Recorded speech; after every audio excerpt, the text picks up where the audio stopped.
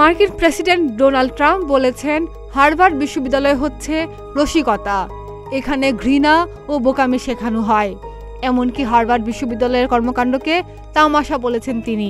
Trump বলেন, বাইরের রাজনৈতিক তদারকি মানতে অস্বীকৃতি জানানোর পরিপ্রেক্ষিতে শিক্ষা প্রতিষ্ঠানটির সরকারি গবেষণা তহবিল বাতিল করা উচিত।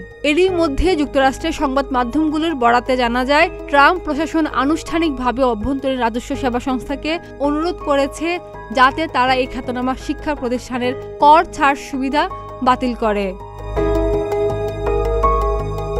এদিকে হার্ভার্ড বিশ্ববিদ্যালয়কে বিশ্বের সেরা বিশ্ববিদ্যালয় বা কলেজগুলোর কোনো তালিকায় রাখা উচিত নয় বলে উল্লেখ করে ট্রাম্প নিজের সামাজিক যোগাযোগ মাধ্যম ট্রুথ সোশ্যালে লিখেছেন, হার্ভার্ড একটি সম্মানজনক শিক্ষা প্রতিষ্ঠান হিসেবে আর বিবেচিত হতে পারে না।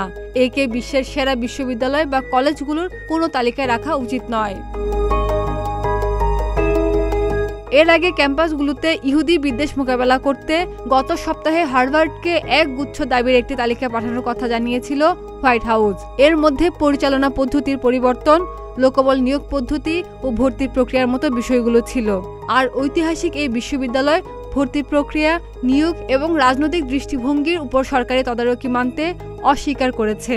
এই প্রথম যুক্তরাষ্ট্রের কোনো বড় বিশ্ববিদ্যালয় তাদের নীতি পরিবর্তনের জন্য ট্রাম্প প্রশাসনের চাপকে প্রত্যাখ্যান করল।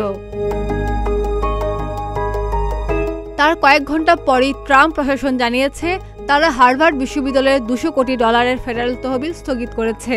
এমনকি ট্রাম্প বলেছেন, হার্ভার্ড পিছু না হটলে একে অলাভজনক শিক্ষা প্রতিষ্ঠান হিসেবে কর ছাড় সুবিধা হারাতে হবে। খাদিজা নিপা, প্রতিদিনের বাংলাদেশ।